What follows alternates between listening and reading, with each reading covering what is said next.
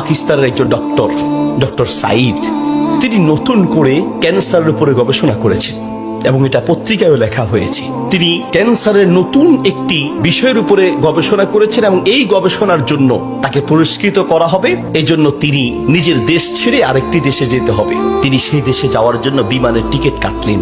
তিনি তার জীবনে দোয়ার যে ফল, দোয়ার মাধ্যমে যে কি করে অসম্ভব সম্ভব হয় তার বাস্তবতা তিনি নিজ মুখে বলছেন যে আমি বিমানের টিকিট কাটলাম, বিমানে উঠলাম, মনে বড় আনন্দ। দীর্ঘদিনের গবেষণার পরে আজ আমি পুরস্কার পেতে চলছি।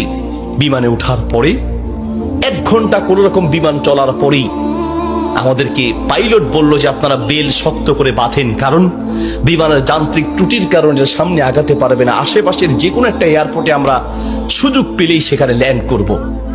তিনি বললেন। কিছুক্ষণ পরেই বিমানটা ল্যান্ড করলো। আমি একেবারেই ভেঙে পড়লাম যে আমার বোধহয় যাওয়া হবে না।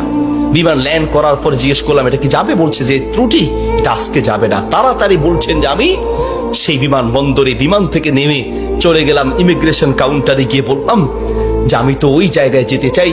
পরবর্তী বিমান কখন? বলছে পরবর্তী বিমান কমপক্ষে 16 ঘন্টা পরে, আর এই বিমান যাওয়া সম্ভব নয়।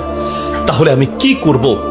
বলছে আপনি একটা কাজ করেন, যতদূর এসেছেন 3 থেকে 4 ঘন্টার মধ্যে আপনি পৌঁছাতে পারবেন যদি দ্রুত একটা প্রাইভেট কার নিতে পারেন।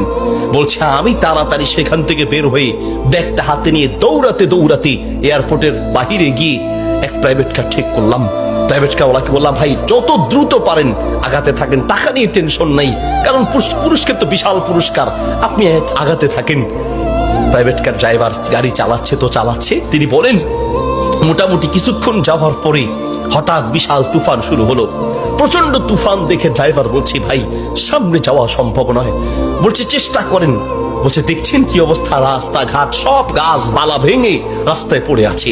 যখন তুফান আরো প্রচন্ড বাড়তে লাগলো আমি অবশেষে নিরাশ হয়ে বললাম যে জীবন বাঁচানো দরকার, পুরস্কার দিয়ে কি হবে, নিজেই যদি মরে যাই থাক, পুরস্কার চিন্তা নাই, সামনে যাওয়ার দরকার নেই।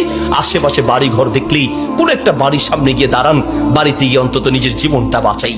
একটা ঘর দেখতে পেলেন, ড্রাইভার সেই ঘরের সামনে গিয়ে দাঁড়ালেন, দরজায় নক করলেন। একজন বুড়ো মহিলা বের হয়ে দরজা খুললেন। বলছে বুড়িমা আমরা মেহমান, বিপদে পড়েছি, বাহিরে তুফান চলছে, একটু আশ্রয় চাই, কোনো পুরুষ থাকলে বলেন। বলছে ভিতরে চলে আসেন, কোনো পুরুষ আমার ঘরে নাই, তবে আপনারা বসেন, নিশ্চিন্ত থাকেন, আমি আপনাদের মেহমানদারির ব্যবস্থা করি। বলছে ঘরে পুরুষ নেই তো কোথায় গিয়েছে? বলছে কি বলবো, দুঃখের কথা, কিছুদিন আগে আমার ছেলে এবং আমার স্বামী তো আগেই মারা গিয়েছেন, আর কিছুদিন আগে আমার ছেলে এবং ছেলের বৌমা 2 জন একসাথে অ্যাক্সিডেন্ট